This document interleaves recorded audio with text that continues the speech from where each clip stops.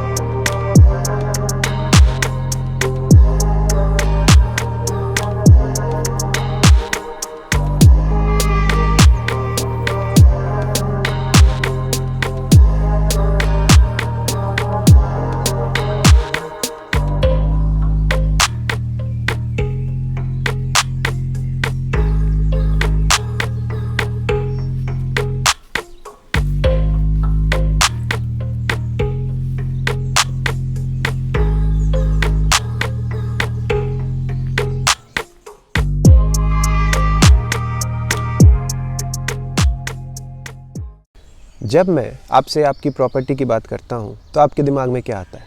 आपका घर, आपकी ज़मीन, आपकी गाड़ी, सारी मटेरियलिस्टिक चीज़ें, राइट? जो कि डेफिनेटली आपकी प्रॉपर्टी है। But how about your personal data? आपका नाम, आपका जेंडर, आपकी उम्र, आपका टेलीफोन नंबर, आपका एड्रेस, आपका ईमेल एड्रेस, आपकी जियोग्राफिक लोकेशन, आपका रिलीजन, आपका बिलीफ, ये सब आपको शायद आपकी प्रॉपर्टी नहीं लगता, और लगता भी है तो शायद आपकी प्रॉपर्टी जितना इम्पॉर्टेंट नहीं लगता। आज के इस वीडियो के बाद आई एम श्योर आपके पर्सनल डेटा को लेके आपका ये नज़रिया बदल जाएगा। होटल्स बुक करने के लिए नेदरलैंड बेस्ड कंपनी है booking.com, काफ़ी फेमस वेबसाइट है। 2018 में टेलीफोन स्कैमर्स ने इस कंपनी के 40 एम्प्लॉइज़ का डेटा हैक किया और उन 40 एम्प्लॉइज़ के डेटा के थ्रू 4100 कस्टमर्स का डेटा चोरी किया, स्टील किया। उनके फ़ोन नंबर, उनकी कार डिटेल्स, काफ़ी कुछ। जब booking.com टाइम पर ये डेटा ब्रीच रिपोर्ट नहीं कर पाई तो उसके लिए booking.com को 4,75,000 यूरो का फ़ाइन पे करना पड़ा। 4,75,000 यूरोज़ दोस्तों। 4,100 लोगों का डेटा लीक होने पर अगर किसी कंपनी को 4,75,000 यूरोज़ का फ़ाइन पे करना पड़े तो आप डिवाइड करके खुद कैलकुलेट कर सकते हैं कि एक एक इंसान का डेटा कितना इम्पॉर्टेंट हुआ, शायद आपकी प्रॉपर्टी से भी ज़्यादा इम्पॉर्टेंट। तो शायद अब आप अपने डेटा को थोड़ा सा सीरियस लें। जब मैं नया यूरोप आया और दूसरे ही दिन बाहर खाना खाने गया तो खाना खाने के बाद मैंने रिक्वेस्ट किया, check please, I would like to pay by card. वो लेडी कार्ड मशीन लेकर आई और जब उन्होंने कार्ड मशीन टेबल पर रखी और मैं पेमेंट करने लगा, then in that moment I notice that lady she just simply turn around. तो जब तक मैं पेमेंट कर रहा था वो मुंह फेर कर ऐसे ही खड़ी रही और जैसे ही मेरा पेमेंट कंप्लीट हुआ उन्होंने पलट कर दोबारा फिर मेरे टेबल की तरफ देखा। तो मुझे लगा कि शायद ये लेडी ही ज़्यादा कंसर्न होंगी प्राइवेसी को लेकर। पर जैसे जैसे मैं यहाँ बाहर जाता रहा और मैंने रेगुलर यही हैबिट लोगों में देखी कि जब आप यूरोप में पेमेंट करते हो, अपना पिन एंटर करते हो या पासवर्ड एंटर करते हो तो लोग या तो ऊपर नीचे दाएँ बाएँ देखना शुरू कर देते हैं या फिर पूरा ही पलट कर खड़े हो जाते हैं।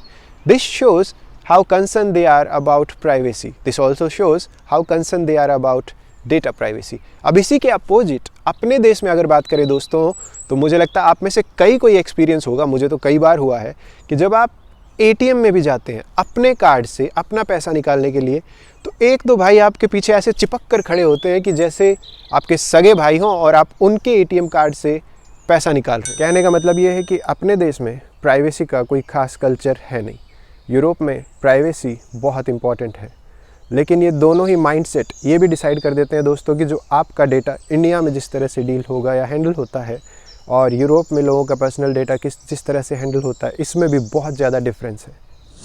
प्राइवेसी को लेकर दोनों देशों का जो कल्चरल माइंडसेट है उसका फ़र्क तो मुझे समझ आता है, लेकिन दोस्तों आज के मॉडर्न वर्ल्ड में आपकी प्राइवेसी और आपके डेटा की प्राइवेसी उतनी ही इम्पॉर्टेंट है जितनी कि पुराने ज़माने में आपके घरों में तिजोरियाँ होती थी। Knock knock. 2017 में इकोनॉमिस्ट मैगजीन ने एक आर्टिकल पब्लिश किया जिस आर्टिकल की हेडलाइन थी world's most valuable resource is no longer oil but data. मतलब अब दुनिया का सबसे इम्पॉर्टेंट रिसोर्स जो है, सबसे वैल्यूएबल रिसोर्स जो है वो तेल नहीं बल्कि डेटा है। अपने देश में आज के दिन 20 करोड़ से ज़्यादा इंटरनेट यूज़र्स हैं। एक फ़ोटो, एक फ़ोन नंबर, एक एड्रेस यहाँ से वहाँ पहुँचाने में सेकंड्स लगते हैं। तो ऐसे में हमारा जो माइंडसेट है डेटा प्राइवेसी को लेकर और हमारा जो कल्चर है प्राइवेसी को लेकर, ये बदलना बहुत ज़रूरी है दोस्तों। अदरवाइज़ आपके फ़ोटो किसी और के फ़ोन पे यूँ ही घूमते रहेंगे, आपके वीडियोस किसी और के फ़ोन पर यूँ ही पहुँचते रहेंगे। अगर आपने किसी के साथ ग्रुप फ़ोटो खींची है और आप इसे सोशल मीडिया पे पोस्ट करना चाहते हैं तो हमें लगता है कि मेरे फ़ोन में फ़ोटो है तो ये मेरा राइट है, लेकिन हम कंसेंट लेना भूल जाते हैं उस इंसान का भी। Maybe they don't like to be on social media और वो ना चाहते हो कि उनकी फ़ोटो सोशल मीडिया पे जाए। आम आदमी की छोड़िए दोस्तों, अपने यहाँ तो सेलिब्रिटीज़ भी, अगर आपको किस्सा याद हो कि एक सेलिब्रिटी ने, किसी ने गाड़ी से पानी की बॉटल खाली बाहर फेंकी थी जो कि बहुत ही गलत था, बहुत ही लापरवाह बिहेवियर था, लेकिन उस सेलिब्रिटी ने क्या किया, वीडियो शूट की, बंदे का नाम और वीडियो के साथ उसको सोशल मीडिया पे पोस्ट कर दिया और उसको फेमस या इनफेमस कर दिया। तो हम आम आदमी के साथ साथ हमारे सेलिब्रिटीज़ तक शायद जो पर्सनल डेटा और प्राइवेसी है इस कॉन्सेप्ट को समझते ही नहीं और किसी का भी डेटा, किसी की भी फ़ोटो, किसी की भी वीडियो हम शेयर करते रहते हैं। और ये प्रॉब्लम ऐसा नहीं है कि एक जनरेशन की है, ये प्रॉब्लम सबकी है। फेसबुक पर यंगस्टर्स ये गलतियाँ करते हैं और हमारे जो थोड़े बुजुर्ग हैं जो कि व्हाट्सएप पर ज़्यादा एक्टिव हैं वो वहाँ ये गलतियाँ करते हैं कि ग्रुप में किसी की भी फ़ोटो कहीं से भी कहीं जा रही होती है या किसी का भी फ़ोन नंबर किसी के पास भी पहुँच जाता है बिना उसके कंसेंट के। ईमानदारी से बोलूँ तो भारत में रहते हुए मैं भी डेटा को लेकर कोई ख़ास सेंसिटिव था नहीं, या मुझे वो उतना इम्पॉर्टेंट लगता ही नहीं था, और अपनी प्रॉपर्टी तो कतई नहीं लगता था शायद। लेकिन जब मैं यूरोप आया और मैंने यूरोप में GDPR के बारे में जितना जाना, then I realise that how important this is for all of us. सबसे पहले तो ये GDPR समझ लेते हैं। GDPR is general data protection regulation. 25 मई 2018 को पूरे यूरोपियन यूनियन में GDPR इम्प्लीमेंट किया गया था, और GDPR आने के बाद आपका डेटा और भी इम्पॉर्टेंट और सिक्योर हो गया। सारी बड़ी ऑर्गेनाइजेशंस और कंपनीज़ जो आपका डेटा कलेक्ट करती हैं, फॉर एग्जांपल फेसबुक हो सकता है, गूगल हो सकता है, आपकी हेल्थ इंश्योरेंस कंपनी हो सकती है, आपकी ट्रैवलिंग कंपनी हो सकती है, आपके डॉक्टर्स हो सकते हैं। बहुत सारी जगह हम अपना डेटा हमारी मर्ज़ी से और कई बार सामने वाले की सुविधा के अनुसार देते हैं। लेकिन यूरोपियन यूनियन में अब ये जो सब कंपनीज़ आपका डेटा कलेक्ट करती हैं तो वहाँ अब नए रूल्स हैं उनके हिसाब से। पहली चीज़, उनको आपका कंसेंट लेना होगा। दूसरी चीज़, उनको आपको क्लैरिफाई करना होगा कि वो डेटा किस पर्पज़ के लिए चाहिए। तीसरा, उनको बताना होगा कि वो डेटा कब तक वो अपने साथ रखेंगे। और चौथा, उनको ये भी इंश्योर करना होगा कि जब वो आपका डेटा स्टोर करते हैं तो वो एनक्रिप्टेड होना चाहिए और आपकी रिक्वेस्ट पे आपका डेटा इरेज किया जा सकता है। और डेटा ब्रीच होने पर क्या होगा, ये सारी कंपनीज़ अगर आपका डेटा संभाल नहीं पाती या डेटा ब्रीच होता है तो इन कंपनीज़ को फ़ाइन के तौर पर 4% तक उनके ग्लोबल एनुअल टर्नओवर का पे करना होगा, और कुछ केसेस में 20 मिलियन यूरोज़ तक फ़ाइन पेनल्टी पे करना होगा। अब आप सोच रहे होंगे कि 4% तो कुछ भी नहीं है, लेकिन गूगल और फेसबुक जैसी कंपनीज़ के लिए 4% का मतलब है कि बिलियंस ऑफ यूरोज़ उनको फ़ाइन में पे करना होगा। GDPR आने के बाद हर कंपनी, हर ऑर्गेनाइजेशन को भी अब ज़्यादा रिस्पॉन्सिबली एक्ट करना होगा आपके डेटा को लेकर। डेटा ब्रीच अगर होता है तो वहाँ भी एक कंडीशन है GDPR के तहत कि आपको 72 घंटे के अंदर अंदर, यानी कि 3 दिन के भीतर भीतर रिपोर्ट करना होगा कि डेटा ब्रीच हुआ, कब हुआ, कैसे हुआ। अगर आपने वो टाइम ड्यूरेशन बढ़ा दी और आप उसके बाद रिपोर्ट करते हैं तो भी हैवी फाइन लगेगा, हैवी पेनल्टी पे करनी होगी। अब यूरोप ने तो रिस्पॉन्सिबिलिटी लेके GDPR के तहत लोगों का डेटा संभाल लिया। हाँ, एक और इम्पोर्टेंट बात दोस्तों, वो सारी ऑर्गेनाइजेशंस, वो सारी कंपनीज़ जो यूरोप में हैं, यूरोप में ही ट्रेडिंग करते हैं, उनको तो यूरोपियन सिटीजन्स और रेजिडेंट्स का डेटा संभालना ही होगा। वो सारी कंपनीज़ भी जो यूरोपियन यूनियन से बाहर हैं, लेकिन फिर भी यूरोप के साथ डील करती हैं या यूरोपियन यूनियन के सिटीजन्स और रेजिडेंट्स के डेटा के साथ डील करती हैं, वो भी इक्वली रिस्पॉन्सिबल हैं और उन पर भी सेम हैवी पेनल्टी या फाइन लगेगा। अब ऐसे में आपके मन में सवाल ये आ सकता है कि यूरोपियन यूनियन में तो GDPR आ गया, अपना क्या, अपने देश का क्या? क्योंकि वहाँ तो कल्चरल लेवल पे हम खुद हमारे डेटा की रिस्पेक्ट नहीं करते, हमारी प्राइवेसी की उतनी रिस्पेक्ट नहीं करते, और गवर्नमेंट पॉलिसीज़ के हिसाब से भी आपके डेटा के साथ कहाँ क्या होता है आपको कितना पता होगा उस बारे में। ऑफ कोर्स इंडिया में भी पिछले साल पर्सनल डेटा प्रोटेक्शन एक्ट आया है, लेकिन अगर आप ध्यान से बैठेंगे और पढ़ेंगे उस पर्सनल डेटा प्रोटेक्शन एक्ट को, तो आपको समझ आएगा कि उसमें इतने सारे लूप होल्स हैं और इसमें इतनी सारी अलग अलग कंडीशंस हैं कि आपको लगेगा कि सच में आपका डेटा उतना ढंग से संभाला भी जाएगा या नहीं।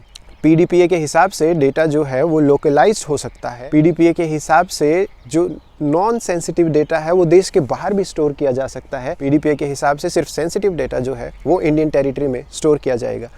अब ऐसे में बहुत सारी कंपनीज जो हैं वो उतना सीरियसली उसको ले भी नहीं रही। और ऑनेस्टली आप बताना, मेरे जिक्र करने से पहले आप में से कितने लोग ये जो रिसेंटली पास्ड बिल है पर्सनल डेटा प्रोटेक्शन एक्ट के बारे में अवेयर थे? ऑनेस्टली बताना, अगर आप थे तो सच में कमेंट में let me know. Otherwise, it shows our lack of seriousness towards our data. It shows lack of seriousness from our government towards our data. It shows lack of seriousness of our society and our culture towards our personal data. मुझे ऐसा लगता है दोस्तों, हम यहाँ से कोई और चीज़ कॉपी करें, इम्प्लीमेंट करें ना करें, लेकिन यूरोपियन यूनियन से जो ये GDPR है और जो डेटा प्राइवेसी है और जो प्राइवेसी का कल्चर है, ये हमें ज़रूर कॉपी कर लेना चाहिए। क्योंकि आज के दिन हर तीसरे हाथ में एक मोबाइल फ़ोन है, और अगर ऐसे में हम लापरवाह हैं हमारे या किसी और के डेटा को लेके, तो हर तीसरे हाथ का ये मोबाइल फ़ोन आपके लिए और आपके डेटा के लिए एक खुली खिड़की जैसा है। अब इमेजिन करिए कि देश में कितनी ऐसी खुली खिड़कियाँ होंगी। तो बहुत इंपॉर्टेंट है कि हम इसे सीरियसली लें। और अगर आपका इस बारे में सजेशन है, या अगर आपको ऐसा लगता है कि ये वीडियो इंपॉर्टेंट है और हमारे देश में इस डेटा की, हमारे डेटा की रिस्पेक्ट होनी चाहिए और लोग उसे प्रॉपर्टी की तरह ही ट्रीट करें, then please like this video, share this video. Subscribe ना किया है तो दोस्तों सब्सक्राइब भी करना, क्योंकि जैसे जैसे सब्सक्रिप्शंस बढ़ेंगे वैसे वैसे मेरी मोटिवेशन बढ़ेगी। जो ये घंटों की मेहनत है मैं और करता रहूँगा और अपनी इन्फॉर्मेशन भी तो आगे पहुँचेगी। तो मैं अजय बामल अब विदा लेता हूँ, आपसे फिर मिलूँगा। अपना ध्यान रखिएगा, तब तक बाय बाय।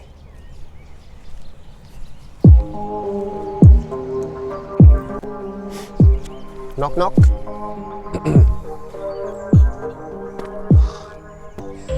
आजा रे ओ मेरे दिलबर आजा, कांट गई वार दिल फ्रॉम।